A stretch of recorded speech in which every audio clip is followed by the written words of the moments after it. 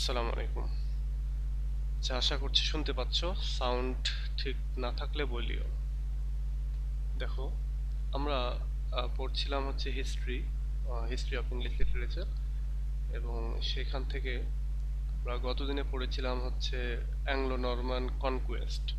তো Anglo Norman conquest সম্পর্কে তোমাদেরকে যে ইনফরমেশন দিয়েছি এই জায়গাটাতে, এইটার বাহিরে আজকে এখান থেকে একটা কোশ্চেন আমরা পড়ব, এবং যদি কখনো এখান থেকে কোশ্চেন করে তাহলে এটাই পড়বে এবং এটা কমন পড়বে। তো তোমরা একটু মাথায় রেখো যে এই প্রশ্নটা আমরা একটু বোনাস হিসেবে পড়ে রাখবো, বাই চান্স বলা যায় না যদি কমন পড়ে যায়। তো এইটার আমি একটা ডক তোমাদের সাথে শেয়ার করব। এইটা, এই প্রশ্নটা আমরা পড়বো, পাশাপাশি আমরা এর পরের একটা এজ রয়েছে, সেটা হচ্ছে দ্য এজ অফ চসার। হ্যাঁ, সেইটা সম্পর্কে একটু আইডিয়া নেব। তো চলো আমরা আজকে এইটা পড়ি, এবং এইটা এটা তোমাদেরকে আমি হোম টাস্ক দিয়ে রাখলাম।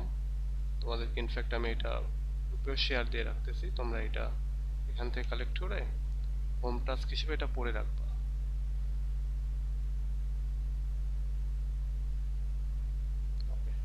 মানে অ্যাংলো নরমান কনকুয়েস্ট এবং সেই কনকুয়েস্টের প্রভাবটা কি, মানে কি ইফেক্ট পড়লো ইংলিশ লিটারেচারের উপরে, সেটা আমরা আজকে জানবো।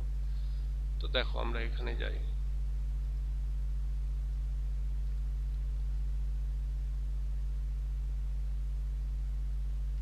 আচ্ছা, the English language we now know would not have been the same if it was not for the events that happened in 1066। বলতেছে যে ইংলিশ ল্যাঙ্গুয়েজ যেটা আমরা এখন পাচ্ছি এটা এমন ছিল না যদি না 1066 সালের ওই ঘটনাগুলি না ঘটতো।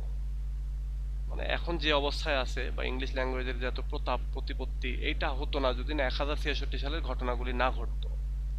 কি ঘটনা ঘটেছিল?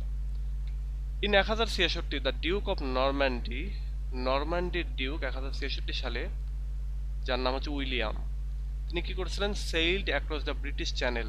তিনি ব্রিটিশ চ্যানেল বরাবর তিনি মানে নৌকা চালিয়ে এক জায়গা থেকে আরেক জায়গায় গিয়েছিলেন আর কি। তো ব্রিটিশ চ্যানেল বা বর্তমানে আমরা যেটাকে জানি ইংলিশ চ্যানেল, হ্যাঁ, ওই ইংলিশ চ্যানেলের ওইখানেই মূলত তিনি হচ্ছে এবার থেকে ওপারে গিয়েছিলেন আর কি। He challenged king Harold of England in the struggle for the English throne. এবং তিনি ওই সময়ের যে তৎকালীন যে কিং, ইংল্যান্ডের যে কিং হ্যারল্ড, এই হ্যারল্ডের সাথে তিনি মানে তাকে চ্যালেঞ্জ করে বা তার সাথে তাকে যুদ্ধে আহ্বান করা আর কি। এবং এই ইংলিশ সিংহাসন নিয়ে তাদের ভেতরে একটা সংগ্রামে অবতীর্ণ হন তারা দুইজনে। After winning the battle of Hasting, William was crowned king of England and the Norman kingdom was established. এবং এই এই পর্যায়ে এসে একটা যুদ্ধ বাধে, এবং সেই যুদ্ধটার নাম হচ্ছে হ্যাস্টিং, ব্যাটেল অফ হ্যাস্টিংয়ে একটা যুদ্ধ হয়, এবং সেইখানে William was crowned king of England, মানে উইলিয়াম সেখানে জিতে যায়, এবং সে হচ্ছে ইংল্যান্ডের যে হচ্ছে কি বলে ক্রাউন, সেটা সে জিতে নেয় এবং ইংল্যান্ডের কিং হয়ে যায় সে। এবং এভাবেই নরম্যান কিংডম প্রতিষ্ঠা পায়। Norman Norman France become the language of the English court.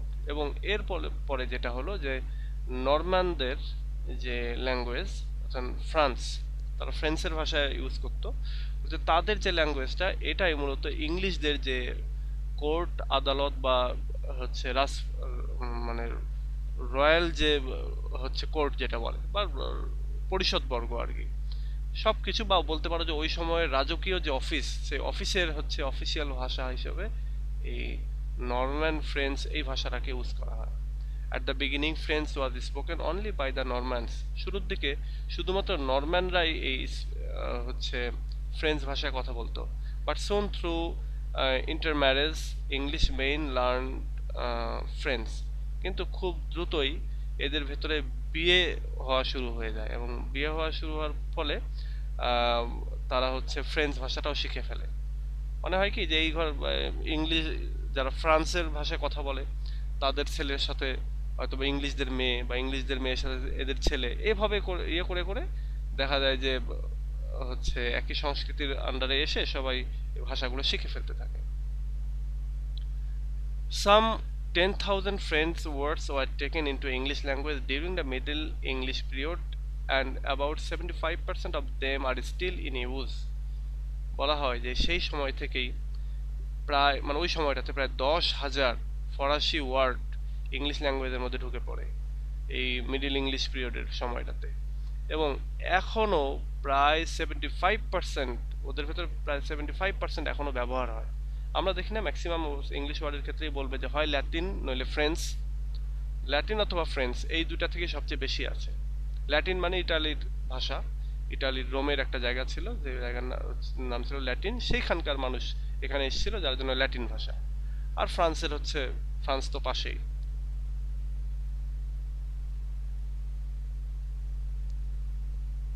তাহলে এখানে আমরা কিন্তু একটা জিনিস দেখতে পেলাম, একটা প্রভাব দেখতে পেলাম, সেটা হচ্ছে যে ইংলিশ ল্যাঙ্গুয়েজের উপরে প্রভাব পড়ে গেল।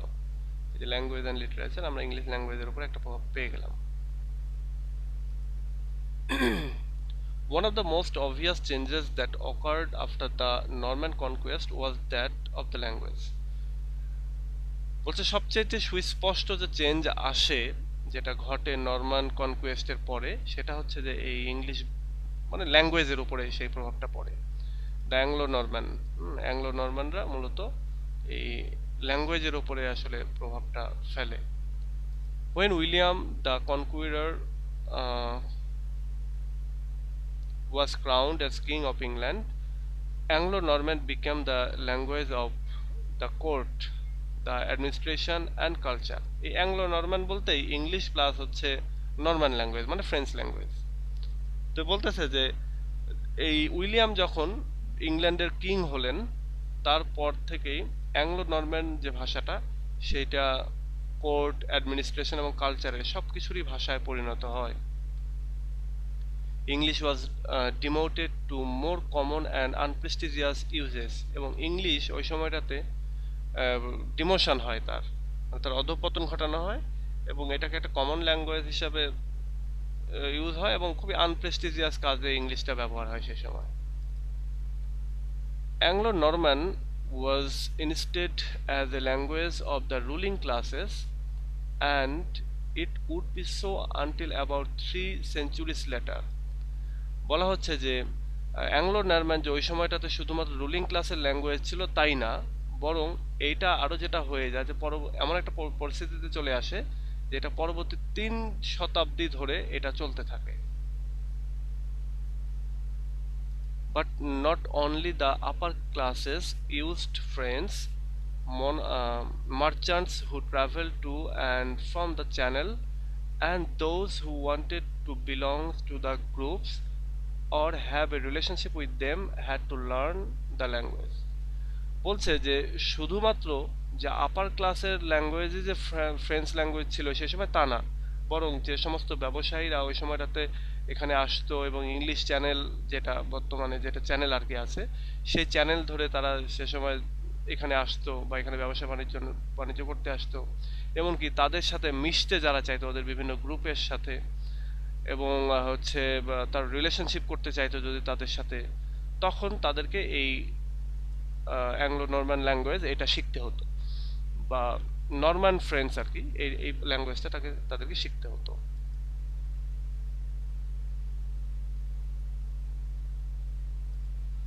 ওকে, these events marked the beginning of the Middle English and had an incredible effect in the way English is spoken nowadays.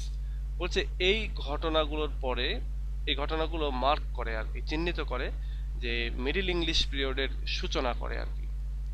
এই যে যখন তোমার এই ঘটনাটা ঘটতেছে তখন মিডল ইংলিশ পিরিয়ডের সূচনা হয়, এবং এটার একটা অবিশ্বাস্য একটা ইফেক্ট ছিল ইংলিশ ভাষাতে, ইংলিশ ল্যাঙ্গুয়েজে, যেই ভাষাতে এখন আমরা কথা বলে থাকি আর কি। Before the Norman conquest, Latin had been A minor influence on English. বলছে নরমান কনকুয়েস্টের আগে, নরমানদের বিজয়ের আগে ল্যাটিন যে ভাষাটা, আচ্ছা একটু 1 মিনিট আমি একটু পজ করতেছি। আচ্ছা, ওকে, একটা গুরুত্বপূর্ণ ফোন আসছিল আর কি। দেখো, বলতেছে এই যে ইভেন্টটা, এই যে ভাষাটা যে ইয়ে হলো, আমরা যে বর্তমানে যে ভাষায় যে ইংলিশে কথা বলি, এই ইংলিশটা আসলে আহ, এই মিডল ইংলিশ পিরিয়ড থেকে এসেছে, এবং এই মিডল ইংলিশ পিরিয়ডটা শুরু হয়েছে ওই নরমান কনকোয়েস্টের পরে। এরপরে বলতেছে before the Norman conquest Latin had been minor influence on English. এই নরমান কনকোয়েস্টের আগে ল্যাটিন যে ল্যাঙ্গুয়েজ, সেই ল্যাঙ্গুয়েজের একটা খুবই মানে মাইনর টাইপের, একটা ছোট টাইপের প্রভাব ছিল ইংলিশ ল্যাঙ্গুয়েজের উপরে।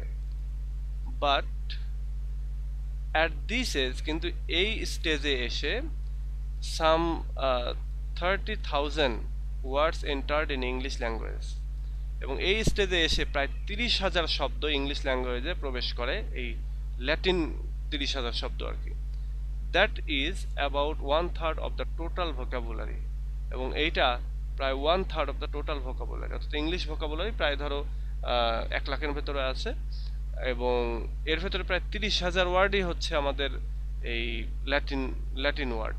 আবার এখানে বলতেছে 10,000 ওয়ার্ড আছে হচ্ছে French. But vocabulary was not the only thing that changed in the English language. But এই vocabulary যে শুধুমাত্র চেঞ্জ হয়েছে ইংলিশ ল্যাঙ্গুয়েজে তা নয়। While Old English had been an extremely inflected language, it now had lost most of its inflection. বলতেছে যে যখন ওল্ড ইংলিশটা সবচেয়ে বেশি একটা ইনফ্লেক্টেড ল্যাঙ্গুয়েজে পরিণত হয়েছে, মানে যেটাকে বলতে পারো হচ্ছে পথচ্যুতি, বা যেটাকে বলতে পারো যে আহ, মানে তাদের নিজস্বতা যে হারিয়েছে আর কি। তো হচ্ছে old English had been an extremely inflected language. Old English এটা খুবই মানে একটা প্রভাবিত ল্যাঙ্গুয়েজে পরিণত হয়েছে, এবং তাদের যে প্রেস্টিজ সেখান থেকে তারা পড়ে গেছে আর কি, অবনতি হয়েছে। Now it had lost most of his inflections, এবং যখন তার এই যে ইয়ে আসলো, মানে এটা তো ফ্রেঞ্চ ল্যাঙ্গুয়েজ ঢোকার পরে এটা একটা অবনতি ঘটলোই, বাট ল্যাটিন ল্যাঙ্গুয়েজ যখন ঢুকলো তখন এইখানে আরো বেশি অবনতি ঘটে গেল। কারণ এখন ধরো 40,000 ওয়ার্ড এর ভেতরে চলে গেল, এখানে 30,000, আবার ফ্রেঞ্চের বা অ্যাংলো নরম্যানদের আবার 10,000, এই প্রায় 40,000 ওয়ার্ড ঢুকে পড়লো, মানে একেবারে বলতে পারো যে 40%ই নিয়ে নিল। The influence of the Normans can be illustrated by looking at two words, beef and cow. বলতেছে যে নরম্যানদের যে ইনফ্লুয়েন্স ইংলিশ ল্যাঙ্গুয়েজের ভেতরে, সেটা আমরা দুইটা ওয়ার্ড দেখেই বলতে পারি। একটা হচ্ছে বিফ, মানে হচ্ছে গরুর মাংস, আর একটা হচ্ছে কাউ, মানে গরু। Beef commonly eaten by the aristocracy. Beef beef যেটা গরুর যে মাংস, সেটাকে সাধারণত অভিজাত শ্রেণীর মানুষরা খেয়ে থাকে। Derives from the Anglo Norman, এবং এই ওয়ার্ডটা অ্যাংলো নরমানদের কাছ থেকে এসেছে।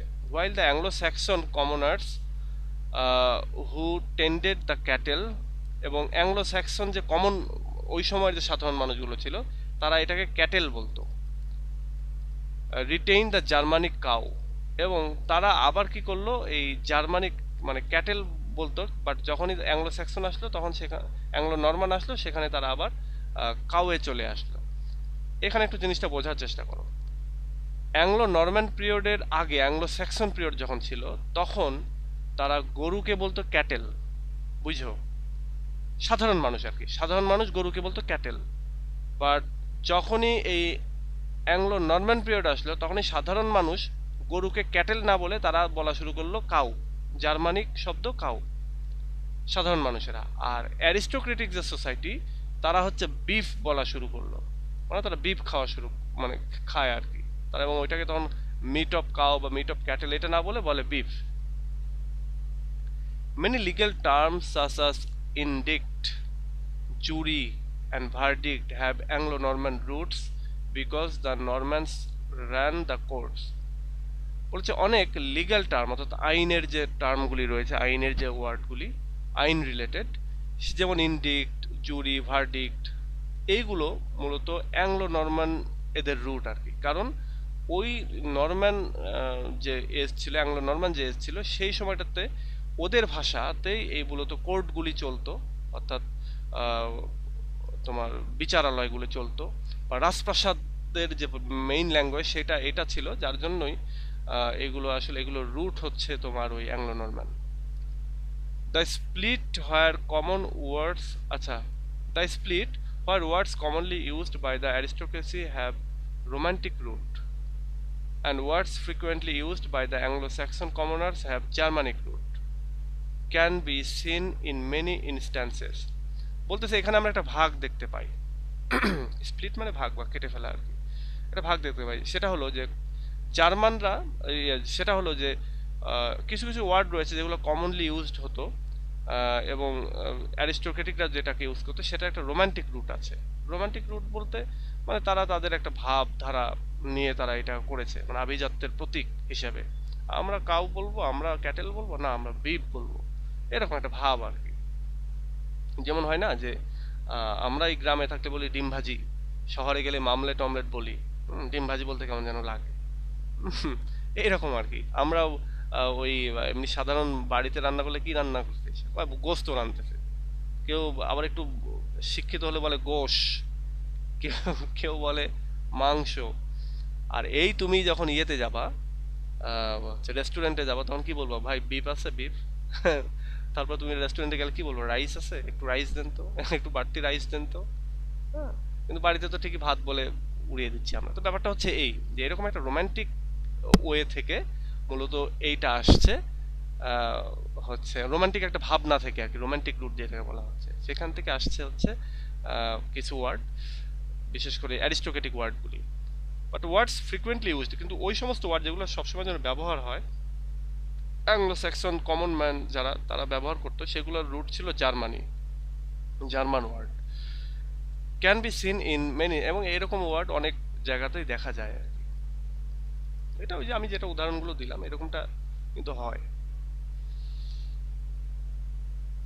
এবার আসো, ইন ভোকাবুলারি অ্যাবাউট এত 1000 words entered in English language at this age. এটা একবার উপরে বলেছে, এখানে আবার বিস্তারিত বলতেছে যে ইংলিশ ল্যাঙ্গুয়েজে মানে ভোকাবুলারির ক্ষেত্রে এত ওয়ার্ডস ঢুকে পড়ে ইংলিশ ল্যাঙ্গুয়েজে, and more than a third of today's PDE, present day English আর কি, বর্তমানে যে প্রেজেন্ট ডে ইংলিশ যে ওয়ার্ডসগুলি রয়েছে এটার হচ্ছে 1/3 আর কি। A third are related to those Anglo Norman ME মানে মিডল ইংলিশ ওয়ার্ডস, অর্থাৎ প্রায় এ থার্ড অর্থাৎ 1/3 ওয়ার্ড বর্তমানে যে ইংলিশটা রয়েছে সেইটার সেই ইংলিশের ওয়ার্ডগুলির ওই মিডল ইংলিশ বা অ্যাংলো নরম্যান ইংলিশ যেটা সেইটার ওয়ার্ডের সাথে মিল রয়েছে, রিলেশন রয়েছে আর কি। এবার আসো, ইংলিশ প্রোনাউন্সিয়েশন অলসো চেঞ্জড। এই ঘটনার পরে ইংলিশদের যে প্রোনাউন্সিয়েশন সেটাও চেঞ্জ হয়ে গেল, উচ্চারণটা। দ্য ফ্যাব্রিকেটিভ, আচ্ছা ফ্রিকেটিভ সাউন্ডস, কিছু ফ্রিকেটিভ সাউন্ডস রয়েছে, যেমন এইটার সাউন্ড, এইটার সাউন্ড, এইটার সাউন্ড, আমি জানি না এগুলোর আসলে সঠিক উচ্চারণটা কি। যেমন এটা হচ্ছে সিন, হ্যাঁ, এরকম সঠিক উচ্চারণগুলো এটাকে বলা হচ্ছে ফ্রিকেটিভ সাউন্ড। এবং French influence helped to distinguish their voiced counterparts, এবং তাদের আরও কিছু ভয়েস কাউন্টার পার্টস রয়েছে, যেমন ভি, জে, এইটার হচ্ছে মিরেজ, এবং also contributed to diphthong. Diphthong যে বয়, হ্যাঁ, এটা দিয়ে যে বয় লেখা হয়, বয়, ও আই, এটা তোমরা থার্ড ইয়ারে উঠলে পাবা। থার্ড ইয়ারে উঠলে লিঙ্গুইস্টিক যখন পড়তে হবে তখন আমি এগুলো পড়াবো। এখন এই মুহূর্তে আমি নামগুলো ভুলে গেছি, এগুলো মনে থাকে না আসলে। এটা এফ, এটা এস, ঠিক আছে, এইটার মানে মানে এটার উচ্চারণ বা এটার উচ্চারণ এগুলো মনে থাকে না সবসময়, যে এটার উচ্চারণ এগুলো মনে থাকবে না। তখন আমি তোমাদেরকে ডিপথং, মনোথং এগুলো পড়াবো, তখন তোমরা এগুলো বুঝতে পারবা। ফোনেটিক্স পড়াবো।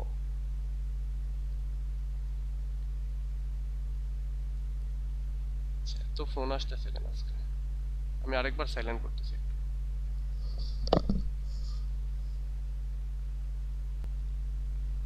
আচ্ছা, ওকে, এবার আসো, এটা গেল। এবার আসো, grammar was also influenced by the phenomenon specially in the word order.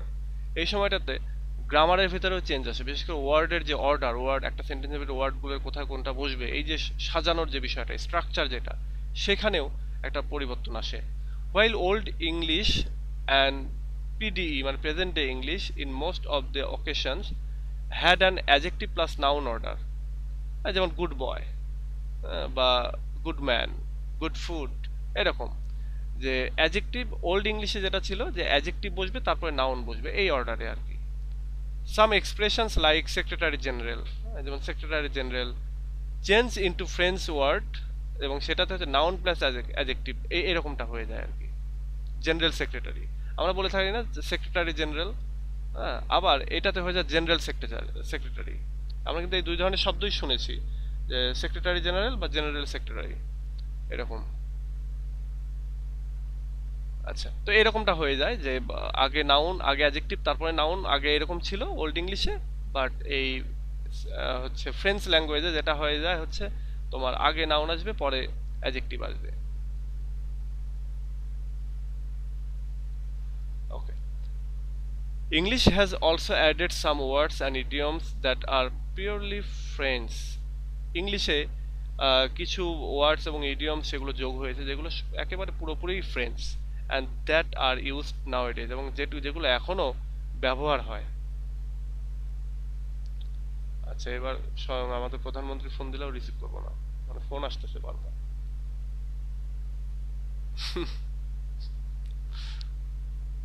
আচ্ছা, যাই হোক,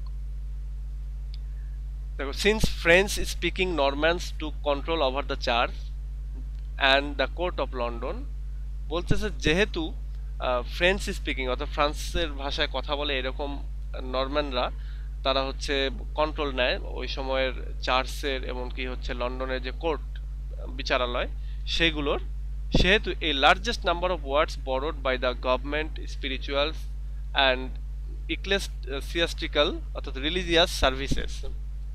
আচ্ছা, এখানে হবে এরকম, বলছে যেহেতু নরম্যানদের একটা বৃহৎ সংখ্যক তারা হচ্ছে এই ফ্রেঞ্চ ভাষায় কথা বলতো এবং তারা ইংল্যান্ডের চার্চ তারপরে মানে ওই সময় ধর্মীয় প্রতিষ্ঠানগুলো এবং কি লন্ডনের যে বিচারালয় এগুলোর কন্ট্রোলে নিয়ে নিয়েছিল, সুতরাং একটা বড় রকমের ওয়ার্ড তাদের কাছ থেকে আসে সরকারের পরিচালনার ক্ষেত্রে বা সরকারের বিভিন্ন দপ্তরে, রিলিজিয়াস যে বিভিন্ন উপাসনালয় বা বিভিন্ন প্রতিষ্ঠান রয়েছে সেই জায়গায়, এমনকি ধর্মীয় যে সার্ভিসগুলো হয়তো ধর্মীয় বিভিন্ন সার্ভিসে এই এই ইংলিশটা আর কি তখন ব্যবহৃত হয়েছে। ecclesiastical বলতে religious. As example, state, royal, exile, rebel, noble, peer, prince, princess, justice, army, navy, এই ওয়ার্ডগুলি আসলে এর ভিতরে ঢুকে পড়েছে। এখানে একটা লিস্টে দেওয়া হয়েছে আর কি এই পর্যন্ত। ড্যান্স, এই যে অনেকগুলি এই ওয়ার্ডগুলি তোমার একেবারে পুরোপুরি সেম রয়েছে, এগুলো চেঞ্জ হয়নি, কিছু বানান চেঞ্জ হয়েছে, যেমন আগে ছিল এখন এনিমি, আগে ছিল এরকম বানান, আগে ছিল এক্সাইল এরকম এইরকম বানান, এখন হচ্ছে এরকম, তারপরে রয়্যাল আগে রয়্যাল এখন এরকম, আগে ছিল এরকম, আর্মি আগে এখন এরকম, আগে ছিল এরকম, পোয়েট এখন এরকম, আগে ছিল এরকম। ওকে, এবার আসো, many of the above words আর different from modern French in use or pronunciation or spelling, বলছে অনেক ওয়ার্ডস রয়েছে যেগুলো ডিফারেন্ট মডার্ন যে ফ্রেঞ্চ বর্তমান যে ফ্রেঞ্চ সেগুলোর যেতে মানে ইউজের দিক থেকে, প্রোনাউন্সিয়েশন দিক থেকে এবং স্পেলিং এর দিক থেকে আলাদা, কিন্তু এগুলো হচ্ছে তোমার ওই সময়ের যে ল্যাঙ্গুয়েজ ফ্রেঞ্চ সেখান থেকে এসেছে এগুলো।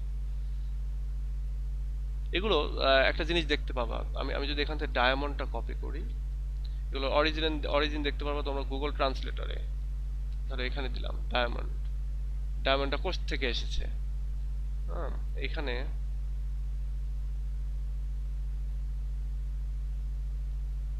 আচ্ছা, এখানে এটা ইংলিশ হিসেবে ধরে নিয়েছে, তো এই জন্য এখন আর এটাকে বাদ দিচ্ছে না, বাট এখানে কিন্তু একটু এদিক সেদিক হলে দেখিয়ে দেয় যে এটা কোন ল্যাঙ্গুয়েজের word.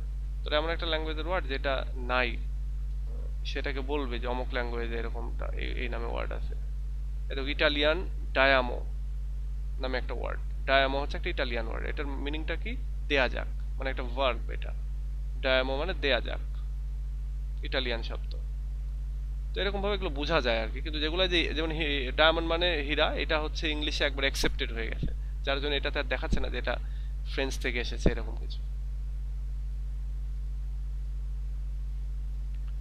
Okay, thus the linguistic situation in Britain after the conquest was complex। বলছে এইভাবেই ব্রিটেনের যে লিঙ্গুইস্টিক যে সিচুয়েশন অর্থাৎ ওই সময় ভাষাগত যে অবস্থা সেইটা ওই কনকোয়েস্টের পরে কমপ্লেক্স হয়ে ওঠে। French was the native language of the minority of a few thousand speakers. কয়েক হাজার লোকের যারা মাইনর ছিল তাদের নেটিভ স্পিকার হয়ে যায় ফ্রেঞ্চ, নেটিভ ল্যাঙ্গুয়েজ হয়ে যায় French, but the minority with influence out of all proportion of to their numbers because they controlled the political, ecclesiastical, economic and cultural life of the nation। কিন্তু কিছু minor আবার ছিল যারা হচ্ছে তোমার এই মানে ইনফ্লুয়েন্সের বাইরে ছিল এবং তারা একটা কি করতো যে একটা লার্জ একটা মানে কিছু বলে কি সমাজের কিছু পোর্শনকে তারা কন্ট্রোল করতো, যেমন পলিটিক্যাল সেকশনটাকে তারা কন্ট্রোল করতো, ধর্মীয়, ইকোনমিক, তারপর কালচারাল লাইফটাকে এই নেশনের মানে এই ইংলিশ নেশনের আর কি এগুলো তারা কন্ট্রোল করতো। মানে এক কথায় কিছু লোকের ছিল হচ্ছে ফ্রেঞ্চ ভাষা মাতৃভাষা হিসেবে থেকে যায়, কিছু লোকের ওইগুলো দাপ্তরিক ভাষা হিসেবে থেকে যায়, মানে এরকমটা হয় আর কি। মানে টোটালি একটা যেটা হয় যে জগা খিচুড়ি একটা অবস্থা হয়ে যায়। তো এই হচ্ছে ইয়ে প্রশ্নটা টোটালি ইংলিশ ল্যাঙ্গুয়েজ সম্পর্কে বলা আছে। আমাদের লিটারেচারের দরকার নেই, লিটারেচার তেমন একটা ইফেক্ট পড়েনি ওরকম ভাবে, আর লিটারেচার ইফেক্ট পড়বে আমরা পরের ইয়েতে, পরের যে প্রশ্নটা এখন পড়বো আমরা, প্রশ্ন ঠিক না, ইনফরমেশন চসারিয়ান এর সম্পর্কে সেটাতে আমরা জানবো। তো এটা একটা নোট, এই নোটটা আমি তোমাদেরকে অলরেডি দিয়ে দিয়েছি, এটা তোমরা হচ্ছে পড়ে নিও, এটা তোমাদের হোমওয়ার্ক দেওয়া থাকলো আগামী দিনের, এইটাকে মুখস্থ করা বা পড়ে ফেলা। এবং এই নোটগুলো তোমার 30 মিনিটে লিখে ফেলতে হবে। এগুলো তোমরা যেটাই পড়বা সেটা আগে লিখবা খাতায়, মুখস্থ করার পরেই হোক আর যেভাবেই হোক লিখবা। লিখলে তোমার ফ্রি হ্যান্ড রাইটিং গ্রো করবে, আর ফ্রি হ্যান্ড রাইটিং এই বছরটাতেই গ্রো করাইতে হবে, নইলে সমস্যা। না না না না, নরমানরাই ফ্রেন্সের অন্তর্গত ছিল, হ্যাঁ, এবং তারা ইংল্যান্ডে গিয়ে ইংল্যান্ড দখল করেছিল, এবং ইংল্যান্ডে গিয়ে যদি দখল করে তাহলে কি ওইখানে ইংলিশ ফ্রেঞ্চ ভাষাটা একটা আধিপত্য পাবে না? ধরো এই যে আমি গতদিনে দেখাচ্ছিলাম Normandy in map, Normandy in map, আমি তোমাকে ম্যাপ দেখিয়ে বোঝাই, ম্যাপে আমি খুবই মানে আমার ম্যাপ খুব ভালো লাগে আর কি, তো এই জন্য ম্যাপে নিয়ে যাই তোমাদেরকে বারবার। এই জায়গাটাই হচ্ছে নরম্যান্ডি প্রাচীনকালে, এখানে এই দেখো নরম্যান্ডি, হ্যাঁ, ভায়ার নরম্যান্ডি নামের জায়গায় যে, তো এই জায়গাটার নাম হচ্ছে নরম্যান্ডি। তারা কি করেছিল, এইখান থেকে এইখানে যায়, এখানকার হচ্ছে যে ডিউক হচ্ছে উইলিয়াম, সে কি করেছিল এই ইংলিশ চ্যানেল, এটা কিন্তু ইংলিশ চ্যানেল বর্তমানে, আর আমরা যেটা বললাম যে ব্রিটিশ চ্যানেল বা ব্রিটেনের চ্যানেল, ওই যে ব্রোজেন দাস এই ইংলিশ চ্যানেলই পাড়ি দিয়েছিল সাঁতার কেটে 37-38 কিলোমিটার এখান থেকে এখানকার গ্যাপ। তো বলা হচ্ছে যে এইখান থেকে এই উইলিয়াম ডিউক সে এখানে আক্রমণ করে ওই যে হ্যারোল্ডকে পরাজিত করে সে ইংল্যান্ডের কিং হয়ে যায়, লন্ডনের কিং হয়ে যায়। এবং কিং হওয়ার পরে সে কি করলো, যেহেতু সে হচ্ছে ফ্রান্সের ছিল, এবং ফ্রান্সের কোন অঞ্চলের ভাষা, ধরো নোয়াখালী, এটা ফ্রান্সের নোয়াখালী, এটা বুঝতে পারতেছো? এখন এই নোয়াখালী এপারে গিয়ে কি করলো, যে নোয়াখালীর ল্যাঙ্গুয়েজটাকেই সে এখানকার জাতীয় ল্যাঙ্গুয়েজ করে ফেললো, সেখানকার রাজপ্রাসাদের ল্যাঙ্গুয়েজ, সেখানকার যত দাপ্তরিক সব ল্যাঙ্গুয়েজ হচ্ছে এখানকার এই নরম্যান্ডি ল্যাঙ্গুয়েজ হয়ে গেল। আর নরম্যান্ডি ল্যাঙ্গুয়েজটা কোত্থেকে এসেছে, এই হচ্ছে ফ্রেঞ্চ ল্যাঙ্গুয়েজ থেকে না, নোয়াখালী ভাষাটা কোত্থেকে এসেছে, বাংলা ভাষা থেকে না, ঠিক এরকমই আর কি। তো ফ্রান্সের অন্তর্গত নরম্যান্ডি, এই নরম্যান্ডির মেইন ভাষা হচ্ছে এই ফ্রান্সের ভাষা, এবং তারা এখানে গিয়ে দখল করে নিয়ে এখানে আগেকার যে ভাষাটা ছিল অ্যাংলো স্যাক্সনদের, সেই ভাষার উপরে নিজেদের ভাষা চাপিয়ে দিয়ে একটা জগা খিচুড়ি পাকিয়ে ফেললো, এবং সেইখান থেকে উদ্ধার হবে। হ্যাঁ, আমরা এই যে পরের যে এখন পড়বো সেটাতে আমরা বুঝতে পারবো যে এখান থেকে কিভাবে উদ্ধার হচ্ছে। ওই যে পাকিস্তান যদি থাকতো, ভাষা আন্দোলন যদি না হতো বাংলাদেশে, তাহলে কি হতো, আমরা ওই উর্দু বাংলা এগুলো জগা খিচুড়ির ভিতরে থেকে যেতাম, আর সর্বদাপ্তরিক ভাষা হয়ে যেত উর্দু। তখন আমরা কি করতাম, উর্দুটাকেই পড়াশোনার অন্তর্গত করে নিতাম, বাট হয়তো মা চাষিদের ভাষা হচ্ছে যেহেতু বাংলা থাকতো, সেহেতু আমরা হয়তো বাংলাটাও জানতাম। ওকে, আর এই যে এগুলো হচ্ছে স্ক্যান্ডিনেভিয়ান রাষ্ট্র, স্ক্যান্ডিনেভিয়ান অঞ্চল। এই যে নর্থ সি এর হচ্ছে পূর্ব দিকের যে রাষ্ট্রগুলো সেগুলো স্ক্যান্ডিনেভিয়ান। এই জার্মানি থেকেও গিয়ে আর কি আক্রমণ চালিয়েছে হচ্ছে তোমার ইয়েতে, এই ইংল্যান্ডে। ওকে, এবার আসো আমরা আরেকটা ইনফরমেশন এইটাতে আসি। এটা যতটুকু কভার করা যায় আমার মনে হয় পুরোটাই কভার করতে পারবো, একটু দ্রুত পড়বো আমি, ইনফরমেশনগুলো নেয়ার চেষ্টা করবা। এরপরের যে এজ, আমরা যদি এখানে আমাদের ওয়েবসাইটে যাই,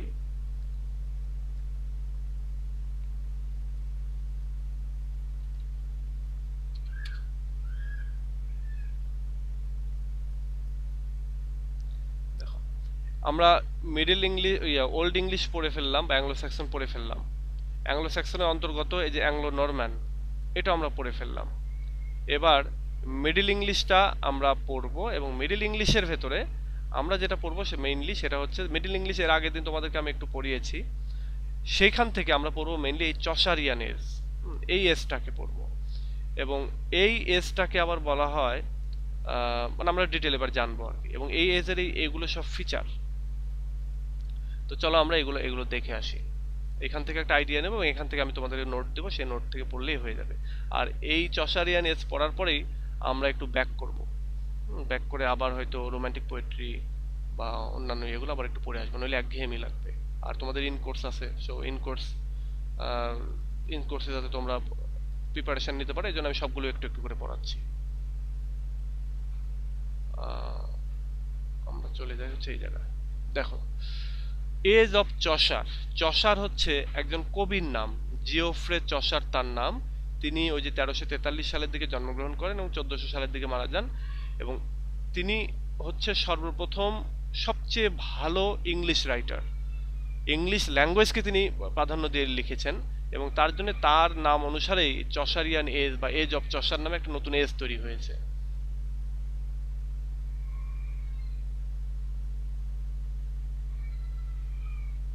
বুঝলাম না।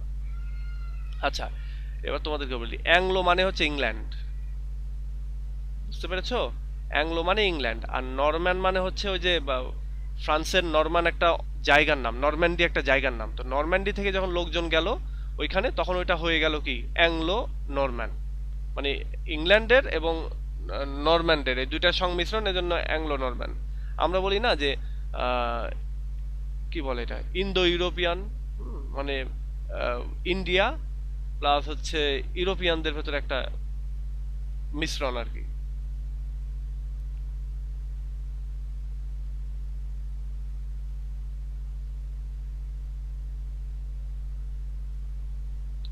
আচ্ছা আনিকা, তুমি আগের ক্লাসগুলো আগে দেখতে হবে, না দেখলে বুঝতে পারবা না।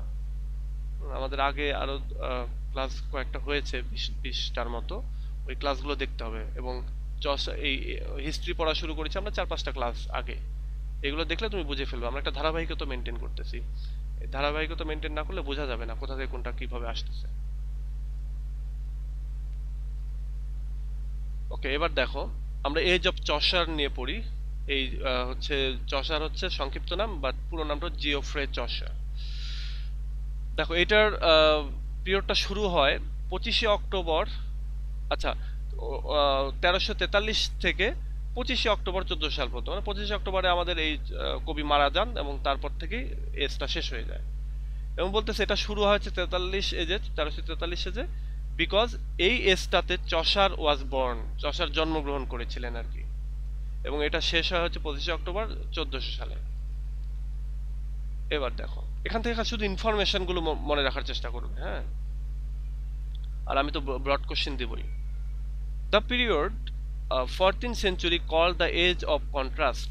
14th সেঞ্চুরির যে পিরিয়ডটাকে, তাকে আরেকটা এজ বলা হয়, সেটা হচ্ছে এজ অফ কন্ট্রাস্ট, অর্থাৎ তুলনা করে পার্থক্য করা, হ্যাঁ, এটাকে বলা হয় contrast. As the country people were facing problems socially, politically and emotionally. Age of contrast এই জন্য বলা হয় কারণ ওই সময়টাতে কান্ট্রি পিপুল যারা ছিল, কান্ট্রি পিপুল বলতে ওই সময় গ্রাম্য লোকেরা আর কি, হ্যাঁ, গ্রাম সাইডের মফস্বল সাইডের যে লোকেরা, তারা হচ্ছে প্রবলেম ফেস করতে, তাদের সামাজিক, রাজনৈতিক এবং ইমোশনাল সব দিক দিয়ে। So 14th century was the most active, complicated, distressed and entangled period of English literature. সুতরাং 14th সেঞ্চুরি হচ্ছে সবচেয়ে বেশি অ্যাক্টিভ মানে কার্যকরী, সবচেয়ে বেশি হচ্ছে কমপ্লিকেটেড জটিল, সবচেয়ে বেশি ডিস্ট্রেসড একবারে ভেঙে পড়া, মনোবল ক্ষয়ে ক্ষয়ে যাওয়া এরকম একটা সময়, এবং এনট্যাঙ্গেল পিরিয়ড একবারে ঝুলন্ত অবস্থায় যেন ছিল একটা ইংলিশ লিটারেচারে একবারে এরকম একটা পিরিয়ড হচ্ছে 14th সেঞ্চুরি। এবং এখান থেকে মূলত মডার্ন এজ শুরু হয় আর কি। মডার্ন এজ বলতে যেমন রোমান্টিক এজ বলে একটা এজ পাবো আমরা, কিন্তু এলিজাবেথান এজেও রোমান্টিক এজের মতো এজ ছিল, মানে ওই ওই ভাবধারার রাইটিং হতো। ঠিক এরকমই আধুনিক ইংলিশ যেটা, সেটা কিন্তু এই সময়টা থেকেই শুরু হয়, মানে আধুনিক ভাবধারার লেখা আর কি। দেখো আরো কি কি ছিল, people were not even allowed to learn, এই সময়টাতে জনগণকে আহ, শিখতে দেওয়া হতো না, পড়তে দেওয়া হতো না। This age witnessed the meeting ground of the two divergent and incongruous periods, the old and the new, the medieval and the Renaissance। বলা হচ্ছে যে এই যে এজটা অর্থাৎ চসারিয়ান এজ, এইটা সাক্ষী হয়েছিল কিসের, দুইটা এজের, এবং দুইটা এজের যেন মিডল পয়েন্ট এটা, এবং দুইটা প্রসিদ্ধ এজ, একটা হচ্ছে যে ওল্ড অ্যান্ড নিউ, মানে এখানে এভাবে বলতেছে একটা হচ্ছে ওল্ড এজ আর একটা হচ্ছে নিউ এজ, মানে ওল্ড ইংলিশ নিউ ইংলিশ। আরেকটা হচ্ছে মধ্যযুগীয় অর্থাৎ মেডিভাল এজ যেটা সেটা, আরেকটা হচ্ছে রেনেসান্স। রেনেসান্স এজকে এটা আমরা পরে জানবো। রেনেসান্স এজকে বলা হয় রিভাইভাল অফ লার্নিং, মানে পুরাতন যে শিক্ষা দীক্ষা যেটা রয়েছে, ওই শিক্ষা দীক্ষাগুলো যেন জেগে ওঠা।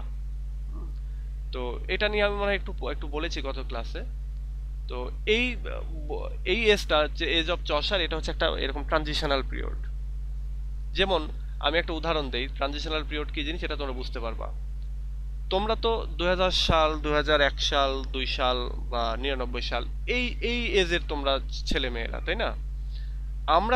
আমরা দুইটা এজ দেখেছি। তোমরা বুদ্ধি হওয়ার পর থেকে তোমরা দেখতেছো মোবাইল, ইন্টারনেট, ওই স্মার্টফোন, এগুলো তোমরা দেখতেছো।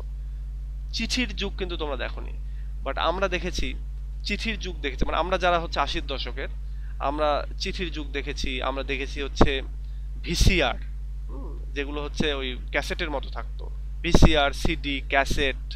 হ্যাঁ, তো এগুলো আমরা দেখেছি অ্যানালগ যুগ যেটা। এরপরে এসে আমরা কি দেখতেছি যে মোবাইলের শুরুতে বাটন ফোন, তারপরে এসে স্মার্টফোন চলে আসলো, ইন্টারনেট 2010-এর পর থেকে অন্তত বাংলাদেশে ব্যাপক আকারে ইন্টারনেট চালু হয়। তাহলে আমরা অ্যানালগ এবং ডিজিটাল দুইটাই দেখতেছি, তার মানে হচ্ছে আমরা হচ্ছে এই দুই যুগের মাঝখানের লোক আমরা। তোমরা কিন্তু একেবারে পিওর ডিজিটাল, কারণ তোমরা জন্মের পর থেকেই মোবাইল দেখতেছো বা ইন্টারনেট, এগুলো ডিজিটাল সেবাটা বা এগুলো সব পাচ্ছ। বাট আমরা এটা দুইটাই দেখেছি। তো আমরা এই 14th সেঞ্চুরি এজটা হচ্ছে এইরকম একটা মাঝের এজ, যে ওল্ড ইংলিশটাকে দেখেছে, আবার ঠিক এই এজ অফ চসারের ঠিক পরে এই মনে করো বলতে পারো যে একটা আপগ্রেডেড ভার্সন শুরু হয়ে যায় ইংলিশ ল্যাঙ্গুয়েজের বা ইংলিশ সাহিত্যের সবকিছু। The age of Chaucer witness the rapid growth of trade and commerce. বলছে এজ অফ চসার সেটা হচ্ছে সাক্ষী হয় খুব দ্রুত উন্নতি লাভ করে ব্যবসা বাণিজ্যের। Women were thought inferior to man, এবং এই সময়টাতে মেয়েদেরকে খুবই মানে ছেলেদের তুলনায় নিচু মনে করা হতো আর কি, ইনফিরিয়র মনে করা হতো। The era witness the foundation of the English pros style, এবং এই ইরাটাই মানে এই যুগটাই মূলত আমরা এই যুগটাতে দেখা যায় যে ইংলিশ প্রোজ স্টাইলের ফাউন্ডেশন বা ভিত্তি যেন স্থাপিত হয় এই এজটার ভেতরে। এখানে ইরা, এগুলো তো তোমরা জানো, ইরা, এজ, পিরিয়ড, এগুলো সব একই জিনিস কিন্তু।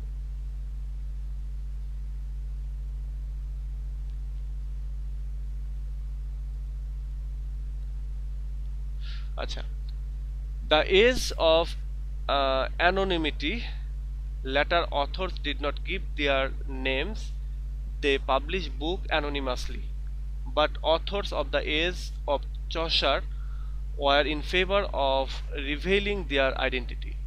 এই এজটা যেটা ছিল যে এজ অফ অ্যানোনিমিটিও বলা হতো, মানে ছদ্মবেশে রাইটাররা লিখতো, রাইটাররা কবিতা লিখলো বাট কবিতার নিচে গিয়ে তাদের নাম লিখে নাই, এবং মানে শুধু খালি লিখে চলে গেছে, কে লিখেছে এটা জানা যায় না। এইরকম অনেক বই এই সময় পাবলিশ হয় যে সময়টাতে আসলে হচ্ছে রাইটারদের নাম পাওয়া যায় না। কিন্তু এখানকার আমাদের এই এজের যে অথর, অর্থাৎ চসারের যে অথর, সে অর্থাৎ চসার সে আবার ফেভারে ছিল এটার পক্ষে যে রাইটাররা যা লিখবে সেটার নিচে তাদের নাম লিখবে বা আইডেন্টিটিটা প্রকাশ করবে, পরিচয়টা দিবে। এবার দেখো, comparison to the writers present at 14th century, Geoffrey Chaucer is rightly regarded as the supreme narrative poet of his country। বলতেছে যে মানে 14th সেঞ্চুরির যে রাইটাররা ওই সময় প্রেজেন্ট ছিল তাদের ভেতরে জিওফ্রে চসারকে খুব ভালোভাবেই বিবেচনা করা হয়, সেটা হচ্ছে যে ন্যারেটিভ, ওই মানে ইংল্যান্ডের ন্যারেটিভ পোয়েট হিসাবে সবার সেরা সুপ্রিম, সেই হিসেবে খুব ভালোভাবে রিগার্ড করা হয়, বিবেচনা করা হয়। এবং হিজ ক্যান্টারবারি টেলস, তার হচ্ছে প্রধান যে রাইটিং সেটা ছিল ক্যান্টারবারি টেলস।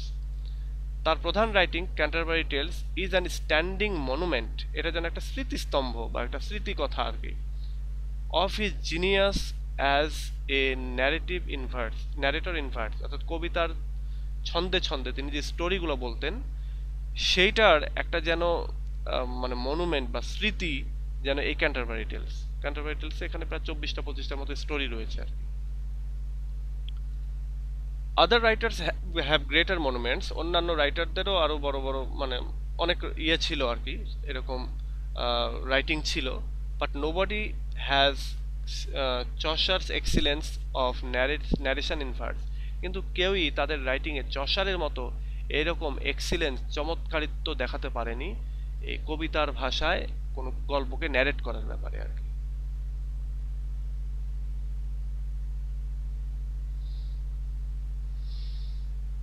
আচ্ছা, এখানে একজন ক্রিটিক বলতেছেন যে Chaucer is known to everybody as the world's 3 or 4 story teller.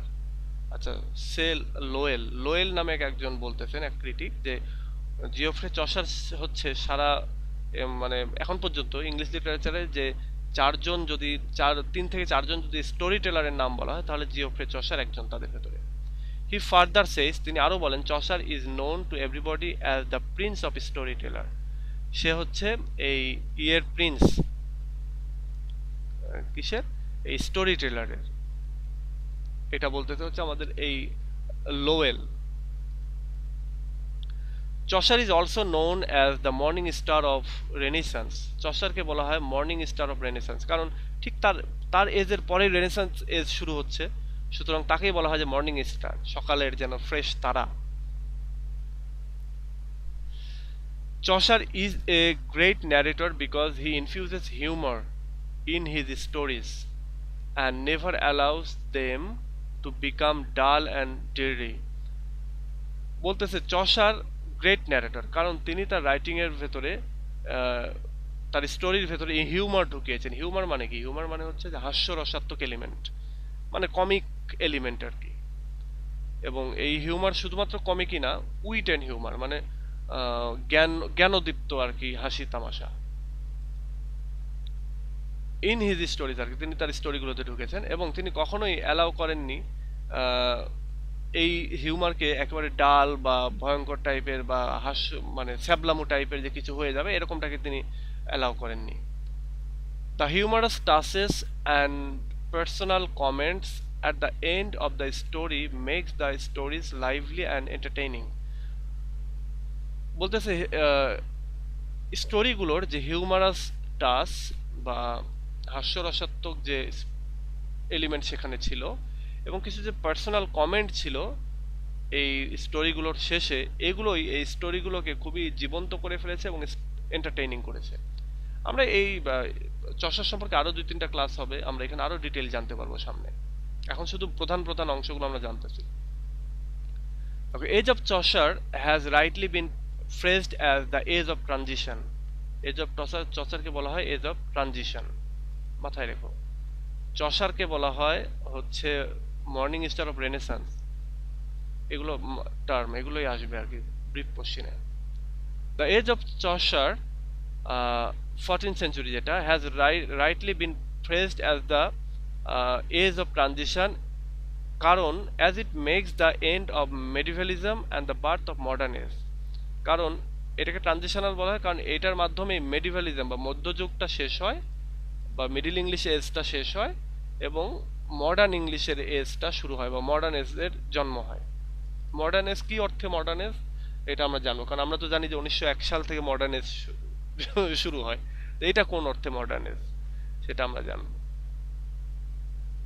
এটা এই অর্থে যে এখনকার যুগের যে রাইটিং, এই ধরনের রাইটিং তখনও পাওয়া যেত আর কি, এই টাইপের।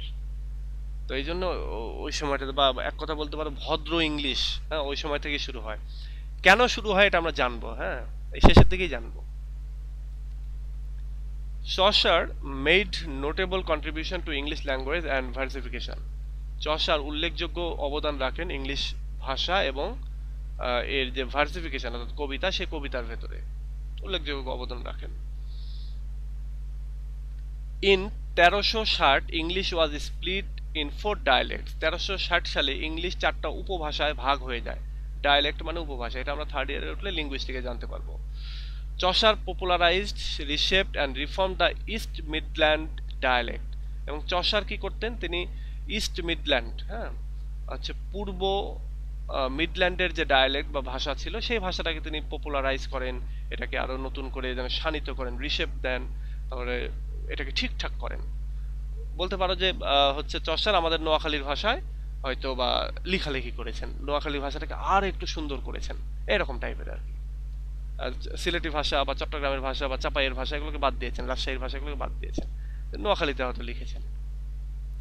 And gave it a form of the standard tongue. এবং এই ভাষাগুলোকে, এই যে উপভাষা ডায়ালেক্ট যেগুলো, সেগুলোকে একটা স্ট্যান্ডার্ড টাং দিয়েছেন।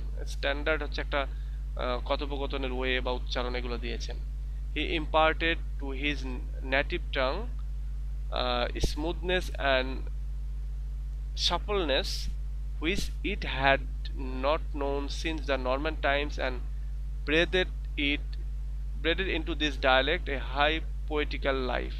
মানে এক কথায় তিনি এইটাতে তার নেটিভ ল্যাঙ্গুয়েজে একটা যিনি স্মুথনেস দিয়েছেন বা একটা সাপলনেস দিয়েছেন, যেগুলো আসলে নরম্যান এজে এরকমটা ছিল না ইংলিশ ল্যাঙ্গুয়েজটা, বা এইটার যে হচ্ছে পোয়েটিক্যাল যে লাইফ বা পোয়েট, এগুলো দিয়ে ইংলিশ ল্যাঙ্গুয়েজে কবিতা লেখা যেতে পারে সুন্দর, এটা আসলে আগে এরকমটা ছিল না।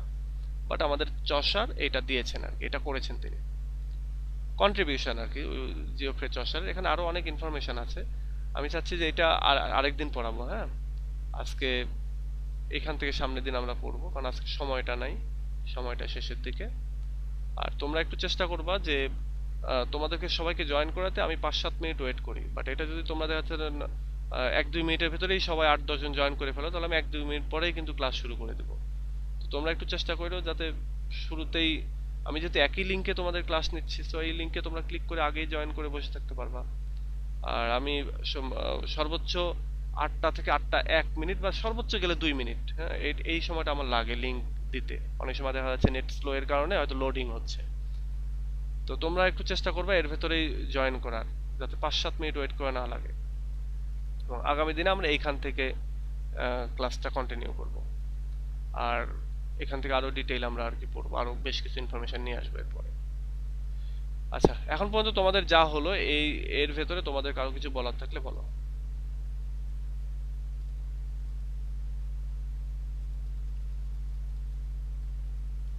কারো কিছু বলার আছে? আনিকা, ফাহিমা, জান্নাত, সাথী, সুমাইয়া, সুমাইয়া সুমাইয়া 2টা, রুমি।